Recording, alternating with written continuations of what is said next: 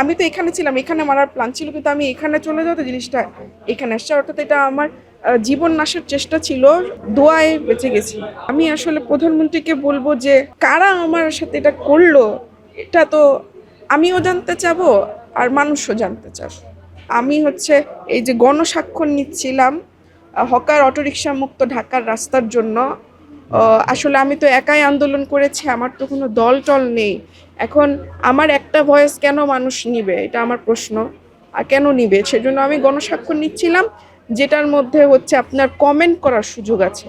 মানে একটা কমেন্ট করে তিনি কি চাচ্ছেন তার মতামতটা দিবেন। আমার প্ল্যান ছিল যে আমি 32-এর মতো স্বাক্ষর নিয়েছি। আমার প্ল্যান ছিল আমি প্রধানমন্ত্রী কার্যালয় প্রধানমন্ত্রীর কাছে নিয়ে যাব 10,000 স্বাক্ষর সহ এই বইগুলো। স্যান্ডেলিনা সো, রূপচর্চায় আভিজাত্য।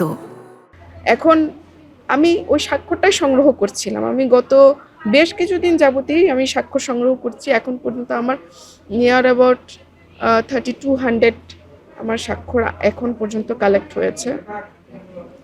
তো ওইটাতেই আমাকে প্রতিবন্ধকতা তৈরি করা হচ্ছে রাস্তায়, যে আপনি দাঁড়াতে পারবেন না, আপনার অনুমতি নাই। তো আমি সেজন্য বলেছি যে হকারের তো অনুমতি লাগে না বসতে, আমি কেন স্বাক্ষর নিতে অনুমতি লাগবে? আর বাংলাদেশে কোন আন্দোলন, কোন যুগে রাস্তায় দাঁড়ানোর জন্য স্বাক্ষর নিয়ে শুরু হয়েছিল? এরকম তো হয়নি। তো এটা ওই প্রশাসকের লোকজন দিয়ে আমাকে বিরক্ত করা হচ্ছে রাস্তায়। তো তখন আমি বললাম যে তাহলে এক কাজ করি, আমি তাহলে ডিসির কার্যালয়ে যাই।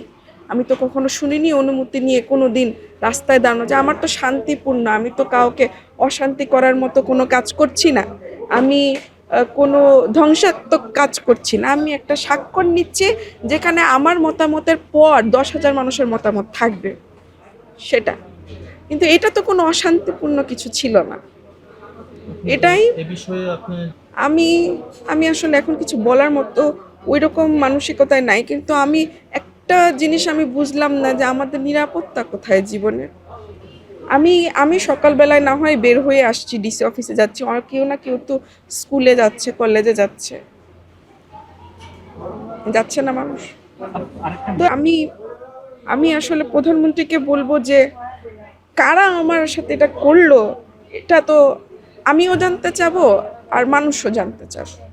এটা আমি আসলে ছুরি, আমার যেটা ওনার হাতে মনে হয়েছে ওটা ছুরিই মনে হয়েছে, তবে আকারটা বিশাল বড় না।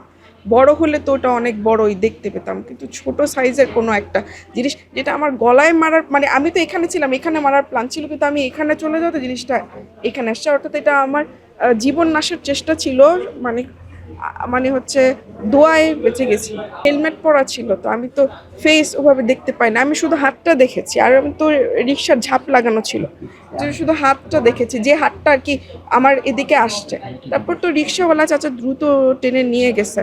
আর ব্লাড যে বের হওয়ার আগে আমার যে কেটে গেছে এটা আমি বুঝতে পারি না, যখন ব্লাড দিয়ে হাতটা ভিজে গেছে। কারণ আমার মাথায় তো অনেক টেনশন আছে, ডিসি অফিসে কে গিয়ে দাঁড়ায় আছে, আমি একটু দেরি হয়ে গেছে বাসা থেকে বের হতে হতে, এখনো কেউ ওখানে গিয়ে দাঁড়িয়ে আছে কিনা, আমার মাথায় তো ওই সমস্ত টেনশন। আমার তো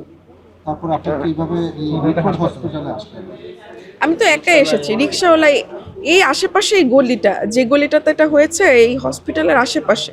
তো ওই চাচা এসে আমাকে ইমার্জেন্সি গেটে না অন্য একটা গেটে নামিয়ে দিছে, কিন্তু এই গেটটাকে খুঁজতে খুঁজতে তারপর আমি এখানে খুঁজতে খুঁজতে এসেছি, একাই তো এসেছি। হ্যাঁ হ্যাঁ, আর ওই চাচাটাও দ্রুত টান দিয়েছে যেন আমার, মানে ও তো বুঝতে পারছে এটা তো অটো রিক্সা না, ওটা যে আপনার প্যাডেল রিক্সা। উনি ওনার যতটুকু জোর ছিল তা দিয়ে আর কি টেনে নিয়ে আসে।